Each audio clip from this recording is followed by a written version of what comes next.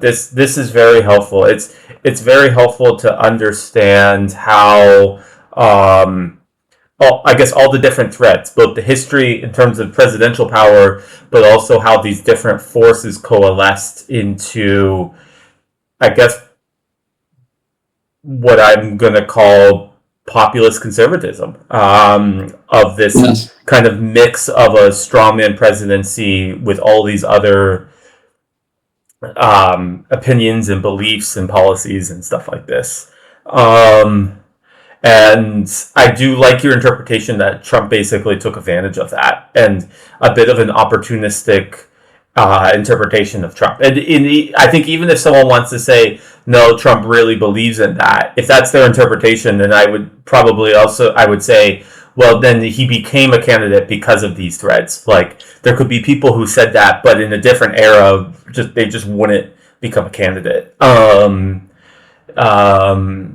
Yeah, I guess. I think the important point is that it doesn't matter what Trump really believes. Yeah. Because what he's doing is whatever he needs to do. Yes. To get where he wants to go, right? And if it means becoming a populist strongman, hey, I'm a populist strongman. If it didn't mean that, he would be something else, right? But the populist strongman thing has worked for him. That's what he's doing, right? So then when it comes down to, well, what should his position be on the demonization of immigrants? Or what should his position be on black people, or on anti-Semitism, right? All of that, I would say, is instrumental. It has nothing to do with whether Trump sits around at night and moralizes about anti-Semitism. I don't think there's a moral bone in his body. It's not about that. It's not about anti-Semitism. It's using anti-Semitism in a way that is politically advantageous. And I think that's what he's done with every single thing. Yeah, I would agree with this. So, switching over for a second, this is the thing you said at the very end, but switching over for a second to the Democrats, what have the you were focusing on the Republican presidencies. Where have the what were their stick? Where did they fall in all of this? Maybe especially since Reagan. Yeah. Okay. So I think most people who listen to, people like me, people who write about politics, they sort of always suspect that, this is ultimately ideological. You say what you're saying because you're a liberal, and that's all it is. And I have to emphasize, no, that's not what it is. I'm a presidency scholar. My co-author is too. We have been for decades, and what's most important to us, really singularly important, is being correct. We do not want somebody to come along later and show that we were wrong, factually. We do not want to be wrong. So what we're trying to do is to explain what's been going on, explain the rise of the strongman presidency, and do it in a way that will stand up forever, that will be shown to be valid. Okay, so this is not about slandering the Republicans because we hate Republicans and boosting the Democrats because we love Democrats. That is not what this is. This is about trying to understand what's going on. And what's going on is this is asymmetric. Republicans do, in fact, approach presidential power differently than Democrats do. Republicans are pursuing a presidency of extraordinary power, and Democrats aren't. And they're doing that, Republicans are, because this way they can directly attack the administrative state and bring it to its knees. Right? They can do it just through the presidency, and they just cut Congress and the courts out. Right? And so the question is, well, what does all this mean for the Democrats? Okay, so let's talk about the Democrats.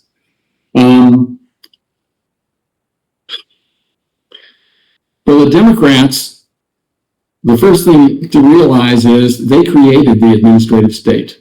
right? The administrative state is basically made up of agencies like the Environmental Protection Agency, the Food and Drug Administration, the Federal Trade Commission, the National Labor Relations Board, the Securities and Exchange Commission, and on and on and on.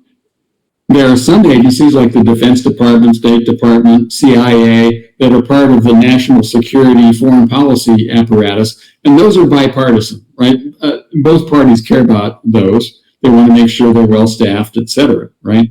But the rest of government is made up of the kinds of agencies I just listed. They are progressive, right? Their job is to regulate pollution, to provide food stamps, to people who are poor, right? To provide child care, to provide health care, to protect the rights of minorities, et cetera, et cetera. Okay, conservatives don't like that, right? But for the Democrats, those are their agencies. They were successful in getting these agencies created and the programs behind them created. And they're all established by law. Okay, so this is a key point coming up here, right?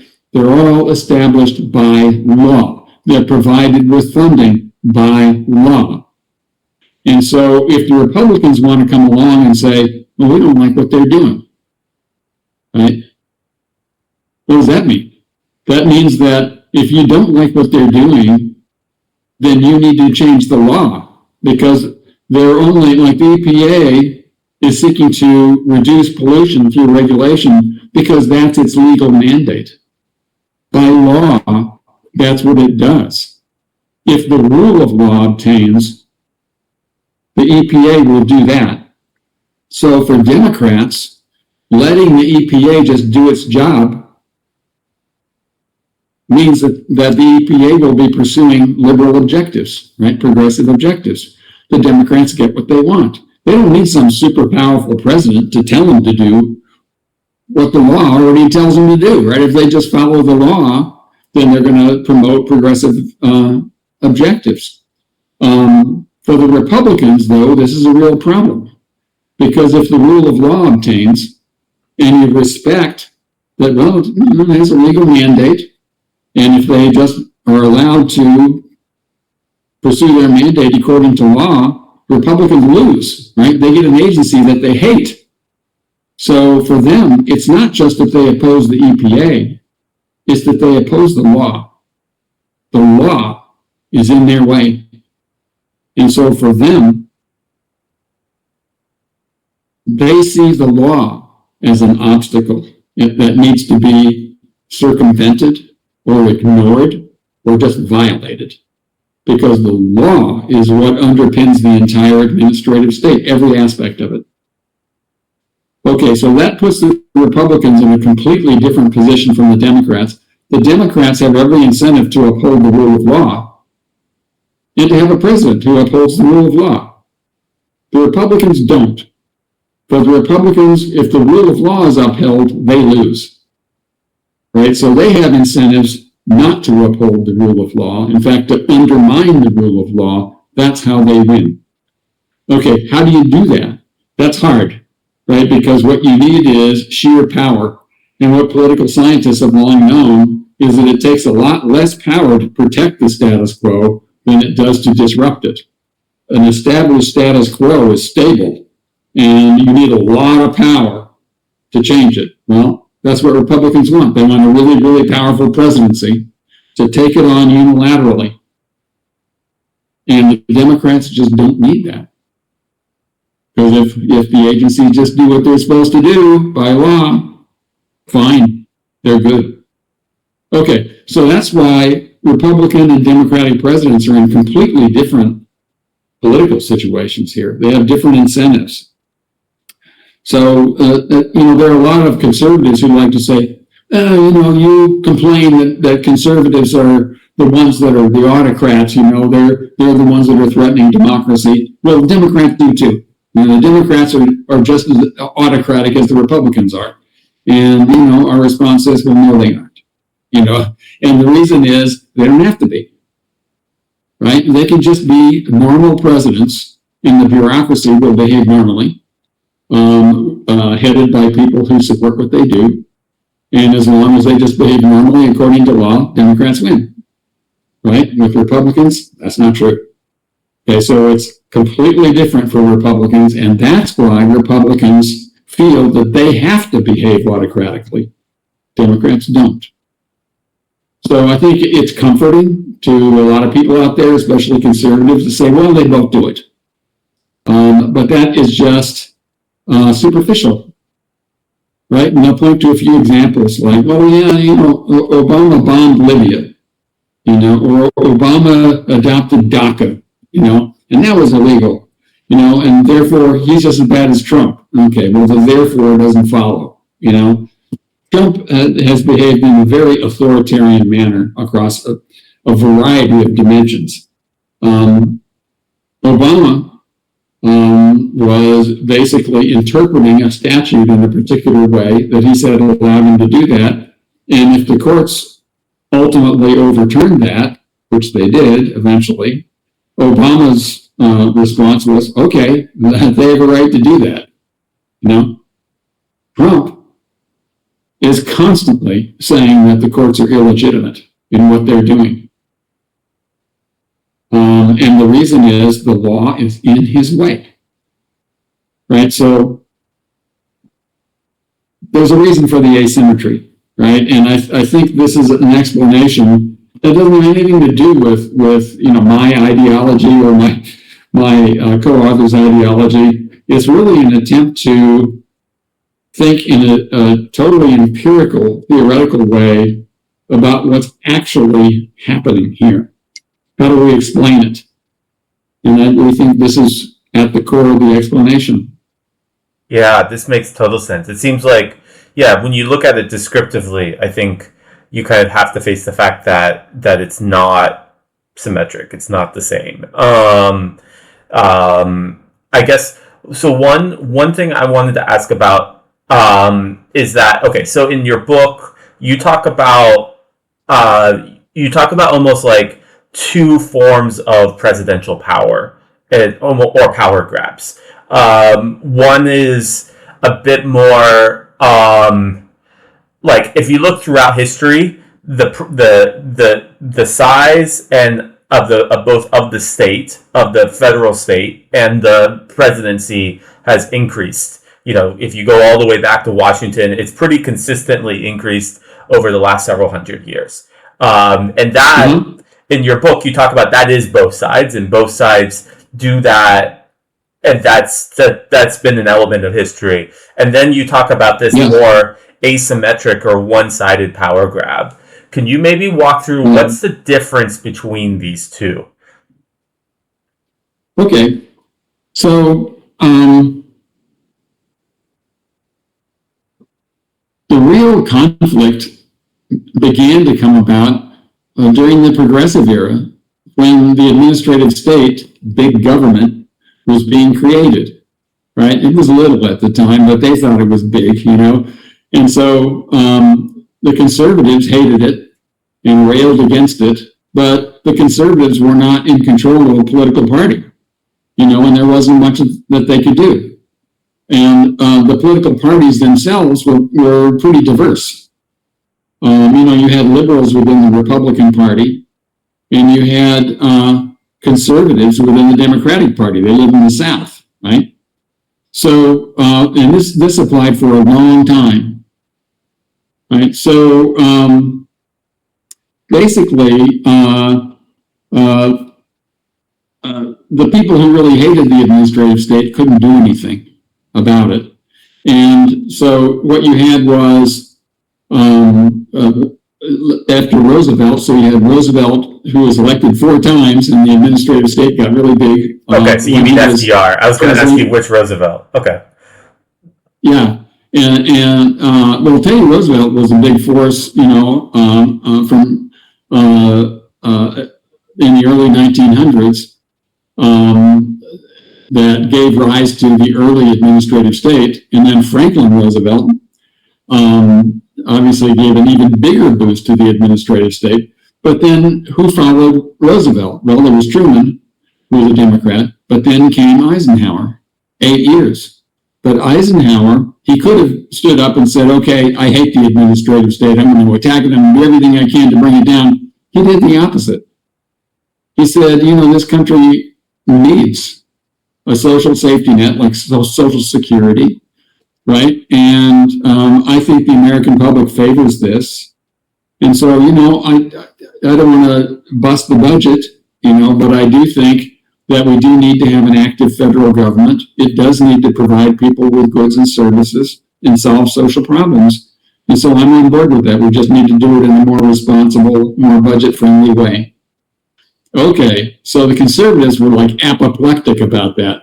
William Buckley hated Eisenhower. But William Buckley was not in control of the Republican Party. Eisenhower was. Okay, so even when Nixon got elected as president, which was in 1969, Nixon started out as an Eisenhower-like president who was going to govern responsibly and make it sort of like a business, and he did that for the first term, roughly, right? So, and that brought us into the 1970s. Okay, so once we got into the 1970s, conservatives were becoming much more powerful, right? And it was at that point that things began to change.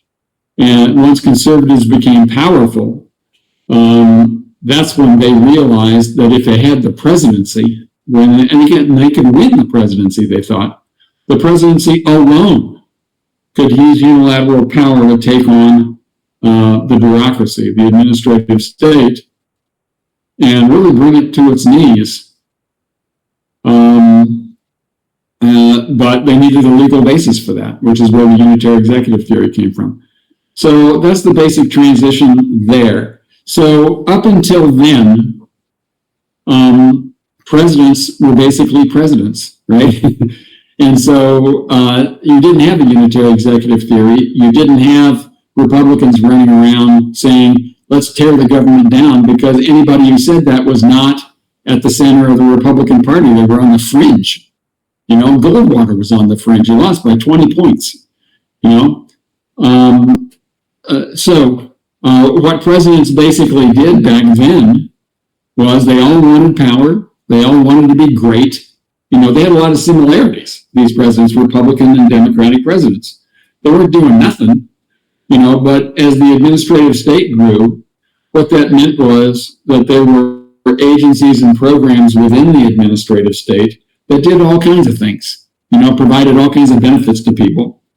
And presidents could see that if they could control those agencies and what they did, they could affect national policy, and they could also affect who got what, right? And so presidents then saw the administrative state as a source of their power during that time.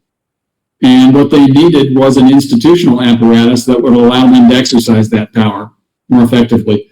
And that's where the institutional presidency came from, which was built incrementally over the years. And we talk about that in the book. So like the executive office of the president, the Office of Management and Budget, the White House counsel's office.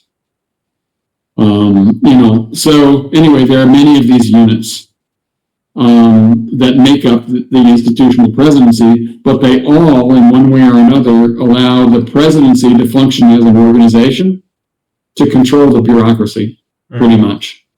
And then by controlling the bureaucracy, they're controlling all these experts and professionals and programs to get things done as they want them done, right? So all presidents sort of focused on that, and that was normal presidency, and they all did it, but nobody was behaving as an authoritarian, right? There were no strongman presidencies at that time, right? They were all, with a few exceptions, they were all just playing within the rules, right? You can say that, Johnson went off the grid, with Vietnam, and, Eisenhower went off the grid by invading Guatemala and some of these countries, right? And that's true. But by and large, presidents were accepted the democratic rules of the game and they played within accepted bounds, they were all normal presidents, right? And so if you study the presidency, it made it possible to talk about the presidency, and to talk about presidents. And it didn't start out by saying, well, you got Republican presidents, you got Democratic presidents. It didn't need to do that because they were all, in fundamental respects, the way they approached power, the same. They just had different policies and different coalitions. But once the Republicans started pursuing a presidency of extraordinary power, that changed the game, right? Because all of a sudden they wanted to engage in unilateral action in extreme. They wanted to run everything from the top. And they made these claims about the law that most people rejected, which basically said, yeah, presidents can do whatever they want. It's like, really? Is that what James Madison would say? I don't think so. So that's when things changed. But it's very important, as you say, that up until that point, it wasn't like that. And Republican and Democratic presidents were pretty much alike in the way they approached power.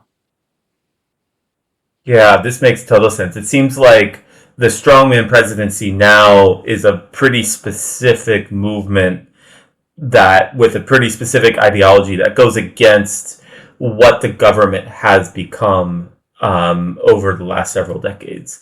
I guess one other question I wanted to ask you was, what do you see as the implications of all this for democracy in the U.S.? I know that's a big question, but we're currently living in a Trump second presidency. It seems like every other thing he does is a power grab, or is at least an attempt of a power grab. How do you see all this playing out? This is very bad with what's happening, and it's also deeply rooted. So I think a lot of people think, okay, if we can just get rid of Trump, everything will be okay. Well, it won't be. And if you just follow the thread of what I've been talking about, there are these fundamental forces out there that have been operating for decades that have led to great hostility and grievance among populists toward the federal government and toward democracy, because democracy, in their view, doesn't work for them.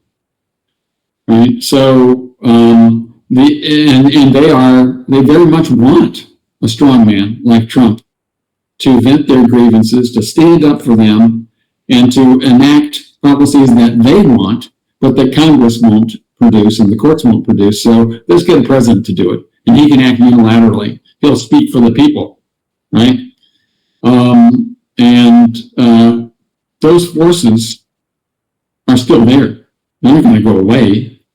So let's say things go as planned, and in 2028, Trump doesn't somehow upset our electoral system and he doesn't run, and he's like off the table.